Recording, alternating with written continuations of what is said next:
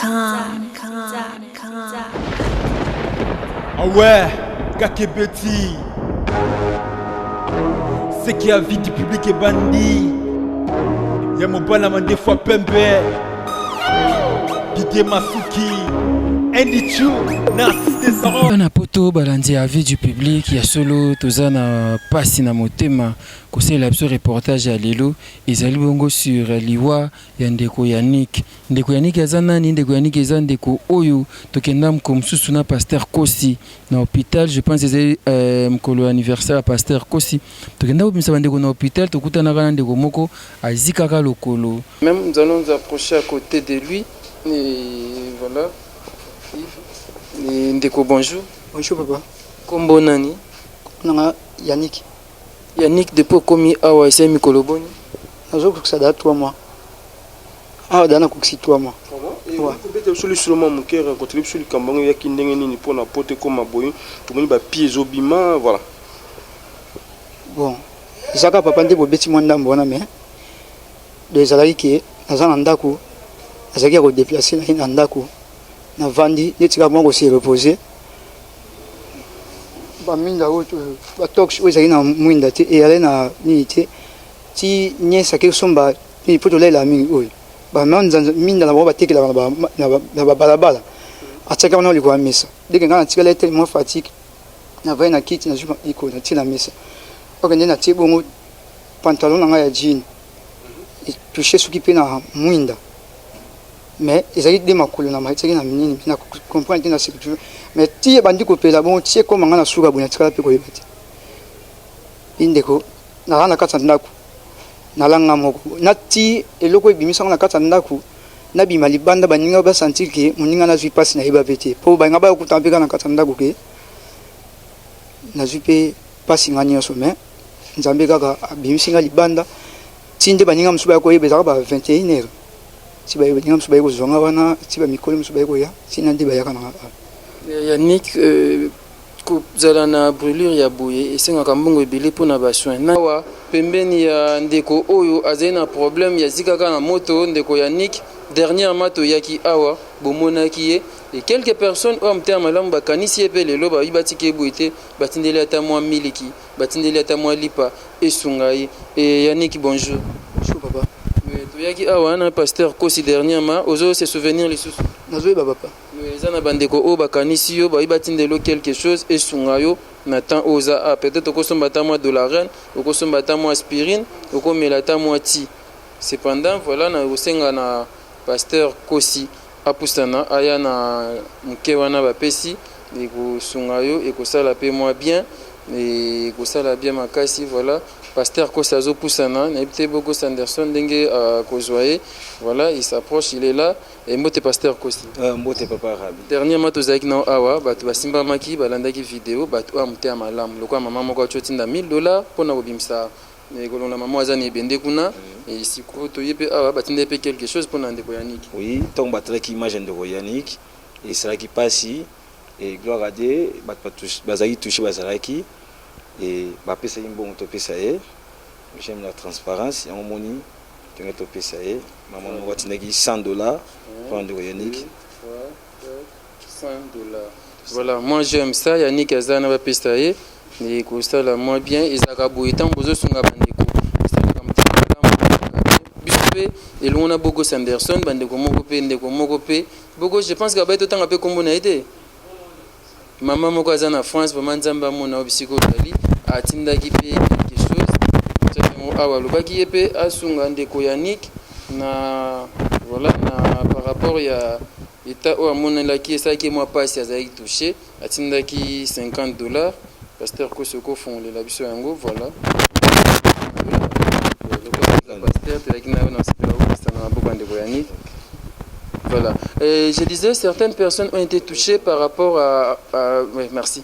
Par rapport à la vidéo qu'on avait fait l'autre fois. On était venu ici avec l'homme de Dieu, le pasteur Kosi que vous avez vu, et pour soutenir notre frère qui est malade. Il est très malade, vous voyez son état. Et soutenons ses frères, c'est une bénédiction pour nous. Merci à vous qui faites ces gestes.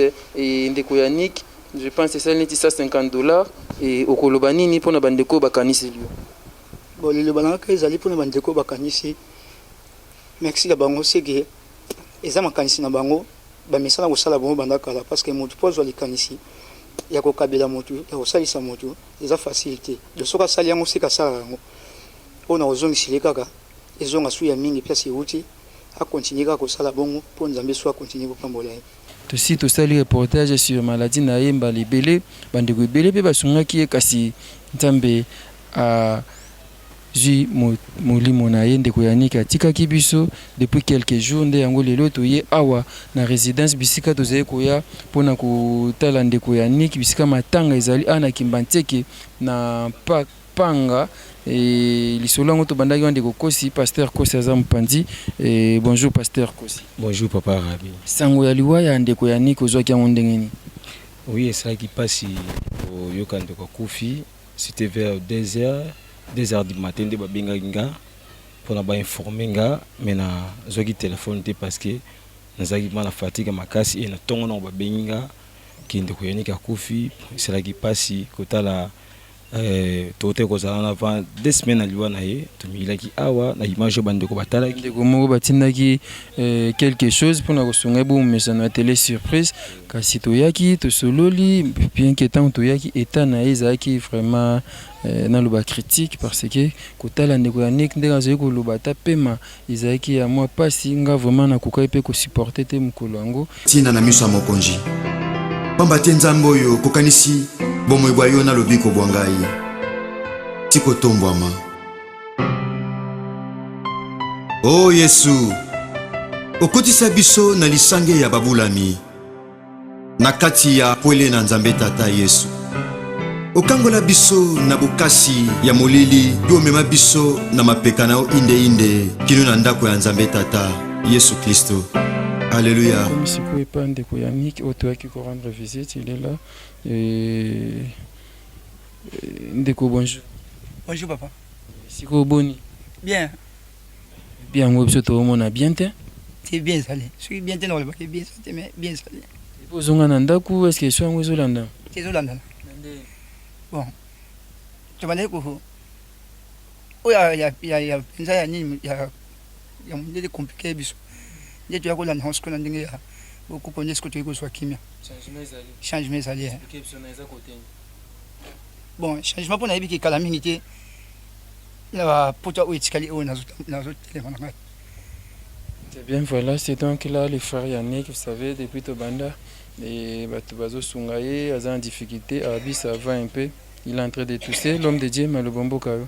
Et Isaki na moi, pas si vraiment comme on a moi na mbali, azo souffrir, ndengwana po, azikande lokolo. Oui, Isaki passi, et tant bah pesa ibisa information, Isaki passi, bah toi moro to ko informer, ko bana maman na biso coupe batine mon en Angleterre. Maman et papa en Angleterre, nzamba pambola bino na mosona bino et ça qui quelque chose en ndeko Yannick asula ki on soin par rapport ndaki okufa na ye et to informer mo batu mususu bandeko mingo basaki mo geste liboso to informer ki bango nyonso c'est un sentiment ngo zaka ma obazana mitema ndenge biso to zana mawa kotela mukolo non ndenge mo zaki abati ndenge biso to zaki et yango le to kitina libota pona ko confirmer vraiment que Yannick akufaki ndenge libota.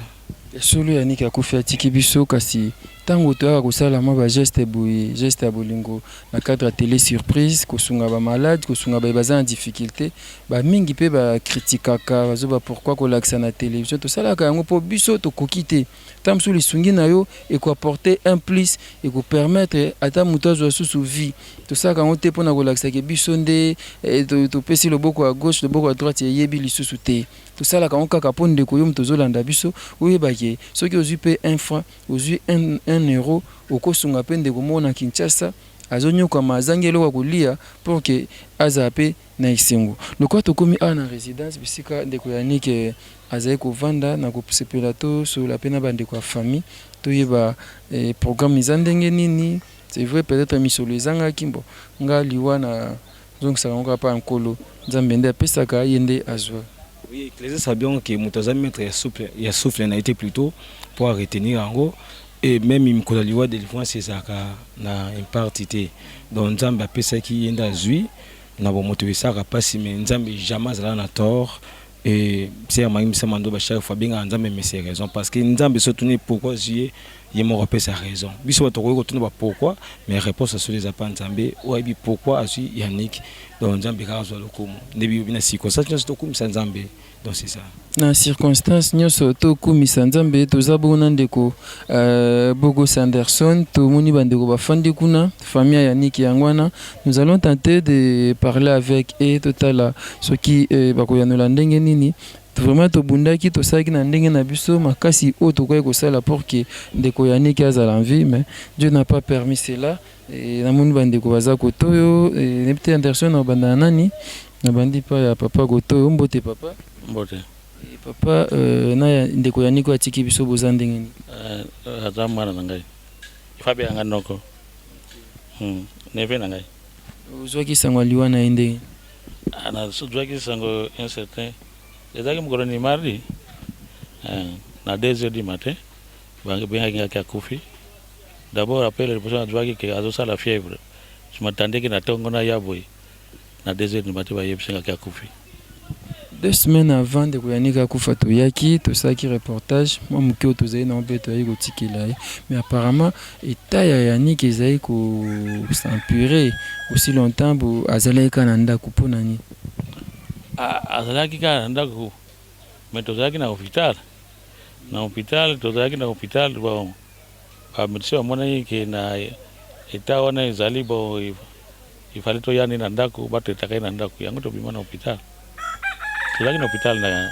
awa na INSS aza kozwa traitement na ndako aza kozwa traitement azalaki na infirmier azalaki mpe na docteur aza kolandela ye ndeko Yannick akufi atiki mwasi na bana atiki mwasi na bana mibale bana misato bana ngo bazotanga na bango bana bazotanga te mpo mama na bango wana bakabwana ye mwasi baza na ye baboti te o mwasi abotene bana misato bakabwana akende na bana yango mpe batangaka na bango te osali programme ya babseke ya ndeko Yannick nanu tosali nanu te donc incessamment nakanisi d'ici 2-3 jours tozorenir nanu makoki soki makoki ezali nde tosutie programme bandeko oyo bazali kosunga Yannick to mpe oyo baza na motema ya kosunga bazotala yo okoyebisa bango nini te oyo aza na lusengi akopesa eza problème te oyo asungaki meme oyo alingi continue kosunga toza bras ouvert akosunga problème eza te merci et tokepa ya ndeko mwasi oyo azali kovivre na ndeko Yannick et notre c'est elle donc la veuve et mbote mama mbote kombo nani mi Joseph yo nozalaki molongani ya ndeko Yannick watiki biso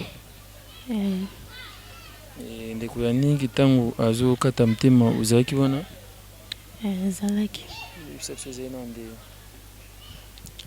ezalaki kana des na moi nango bafièvre luka banda odérange bamikolo toleka asila ya makila bazongisi makila eyokoma peme banzomata ye ntango peme mati bakisi nyonso ya peme banda kotia banda osimba nango te tokokoma mardi nango tokokoma ba vers 10h nalamuki kaka boye mpona suba nde namoniki ya moto akufi ya solo eza pasi papa alobi noko alobi programme nano esalami te kala te baosala programme nayebi te koyebisa bandeko bazali kosunga ndeko Yannick nini eloko olobaka ke bon déjà kufi baoyo banda koyede bacontinue kaka mpo aza na bana baotanga te mwasi nini mpe asalaka te atekaka te so bakoki koyede eza malamu mpona bana na batikali. Merci beaucoup. Et c'est donc la veuve Yannick qui nous a laissé. Eh bien, on est dans la parcelle Eza Awana Panga, na Kimbanseke, na Mwakati, et Psychatoyaga et pas Yannick. Je ne sais pas beaucoup, Sanderson va m'orienter. On va encore tenter de parler avec qui. Et voilà, il y a notre tonton qui est là, l'oncle. Bonjour, oncle, mes condoléances. Merci, bonjour. Oncle, et Sangwaliwa Yannick Ozwaki Mondengini. Bon, na passion sur quoi voyager juste le mercredi là na Tongo nazaki déjà na nzela au Kende na Congo central et na sali kuna 4 jours.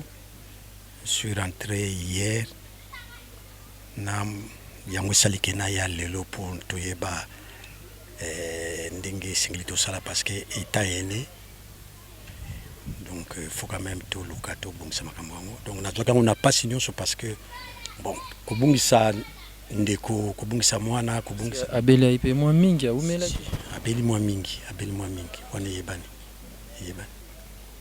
abeli mwa mingi na ndenge pe malade yango donc toloba ndenge accident ngoyelaki même ti lelo on n'arrive pas à s'expliquer comment ça peut arriver comme ça quelqu'un peut se brûler comme ça mouye moko ayo azomona teke azozika ti communauté ndenge komaki wana bon on se pose des questions c'est le Dieu mutako ko yebisa biso c'est ndenge ne mais jusque là ça s'explique. Apparemment, ça paraît comme si c'était un peu compliqué, comme si c'était un peu spirituel, on n'arrive pas à comprendre. Mais c'est ce que j'ai dit, non? Est-ce que vous vraiment même quand vous songez à épingle couture, vous sentez ça?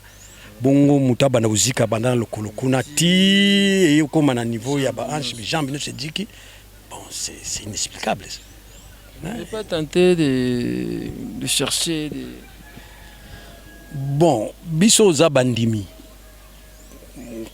Koluka zanini kutula ko pesa nyoso na nzambete mais koluka okende koluka sukinda ka banani non biso za bandimi et le problème on pose ta ko pozango na yemo ko nzambe bon tolela ki biso tolela ki na nzambe to pesa ki ba nani ya prière ko senga ba requête na bisika nyoso tozalaka et bon nzamba sel mo kalu na ye on est là à remercier Dieu na oya saliko. Yannick est parti, il a laissé derrière lui 3 enfants et une veuve. Je ne sais pas qu'est-ce que vous pouvez dire à nos téléspectateurs, aux internautes qui nous suivent. Bon, ce que je peux dire d'abord au départ, séparation zaga malamute. Maintenant, voilà, on apprendra que bana on a bakenda na maman na banga tangate. Tout ça, c'est à cause de la séparation. Donc, il ne faut pas qu'on dise makamwana ya séparation, bovandi. Pasi ezala malamu ezala otambo ezala esika moko ezala malamu mingi bon maintenant la situation ko libiso total nan to sisa nan makambo oyo bon to luka to yeba situation abana on doit quand même arranger ça au lieu de tika bango ba zalaka bongo non donc to luka comment on doit régler ce problème ya bana. Voilà. Merci, je ne sais pas, vous pouvez encore ajouter quelque chose? Bon, j'ai appris que tant que toujours solo la awa ke ezana bandeko mingi basungi na bandeko basunga ki to kopesa kaka merci na nzambe merci que acte wana basalaki nzamba pambola bango a continuer ko sunga bango po basunga pe ba mususu. Il y a une maman oyo atinda kuto bakisi depuis Belgique et qui s'est un peu soulagé bien que ici là qui et depuis France une maman depuis France atinda bakisi na bani ba benga ki ba sepele temps ba monende ko Yannick azoki yango et dans l'église mona Suisse ba soutenir pe ba zinda quelque chose bo batumsu ba nga kotanga ba kombo vraiment na télé et Dieu a fait grâce bon les sungi vraiment ya ki même bon donc les sungi ezaka tokobo yango te la seule chose que nous pouvons dire c'est de remercier bandeko wana bazaki na bonne volonté wana ba continuer ko na bonne volonté wana ya kusunga acte basalaki peut-être l'espoir ezalaki que akwa kozonga reprendre bon Dieu a fait qui accueilli mais et décourager pe bango te ile misa bango te ka to salaki boye esimbite non ba continuer na boboto wana bazaki na yango ba continuer kusunga pe ba mususu parce que Yannick ezalaki kaka ye mais ezala aussi na bandeko mususu pe bazo yoka pasi. Voilà, wana bochiko yoka famille ya ndeko Yannick watiki biso Yannick azandeko oyo je pense que bomoni ba image nenge réalisateur na biso boko Sanderson azali ko illustrer wana to kenda na hôpital c'est razé na hôpital bomoni likolo ndenge zika ki ndenge noko na chiko expliquer apparemment ni timo mystique et si le lona bango famille ba comprendre te ndenge nini komela ebongo Yannick a rendu l'âme et tout ça na pasteur Kosi poto si ça na biso pasteur Kosi. Oui, merci Ndeko Rabi Mavinga. Je pense que tu as comme une famille, tu as une explication en famille. toyoki ndenge elekelaki tozosengaka na bato ya bonne foi oyo tomesana kosunga ntango moto aza na mpasi ndeko Yannick akei tosungaki ntango azalaki na bomo espoir ake abonga me nzambe asepi kozwa molimo na ye tobi kombo ezonga epai ya nzambe soki mpe tokoki kotia mpona kokunda ndeko Yannick ekozala mabe te na bino na biso na homme ke tozala tosangisa mpo ke tokunda ndeko Yannick ekozala. La veuve ne travaille pas, la veuve aza na eloko te et puis bana misatu bazotanga te. Oui, donc eloko wana nyonso eza mpasi mingi koyoka biloko ya boye me nzambe kaka moto ayebi parce que avenir ya moto esima epai na nzambe. Merci na bato nyonso baencourageaka biso na mosala tozosala mpona intérêt ya nzambe me mpona bato na mokili awa. Merci na bato nyonso bokomataka, merci mpe na bato bokritikaka, merci mpe na bato boencourage na esila te nzambe alola pambola bino nyonso. Merci mpe na bato botinda biso bomeme mpa motu kinga libozongisa boye toyokaka banini na bino me nzambe alola kaka sunga. Donc merci ndeko Rabi, merci na maman aza na Canada boye na bato tanga komona o apesaka pe mo mpona ndeko Yannick azwaka boza ebele évangéliste moko aza na évangéliste aza na Angleterre, couple oza pe na Angleterre, église mo na Suisse na ville ya Neuchâtel, église wana tozwaka pe lisungi na mine komaka. Si donc bandeko nyonso basala quelque chose nzamba pambola bino soki pe ezali bo hésité te opesa ndenge bomisana kopesa biso confiance na numéro za affiché na bande écran na bino numéro na ngai yango bakomi pasteur kosi pe ya ndeko Rabi Mavinga so bobengi bopesi ekokoma ndenge tomisana kokomisela bino nzamba kanisa bino pambola bino. Merci beaucoup Pasteur Kosi, merci et pas bandeko nyonso obo sunga ndeko Yannick programme ne salamite ce programme salami toko zanga te ko annoncer bino ce penzamba sali ngolu ke tozala banda ba biseka ngo to sela no ba image et go zape malamu mingi. Merci ndeko Didier Masuki Mbale mande fois pembe, merci et pas ya Fabrice Nteka le boss américain na boss sanité Fiston Bastien de FB International, maman na biso maman Meline Zemba, maman Likelemba, mère Rêve Akumo Pape, merci pas na yo, merci pas ya Dominique Nkiele mwana msakata ya solo, merci pas ya ndeko Bogo Sanderson na réalisation, vraiment merci na bandeko nyonso balanda télé surprise ou balanda ka vie du public to kutemba sima numéro ya Sika, merci.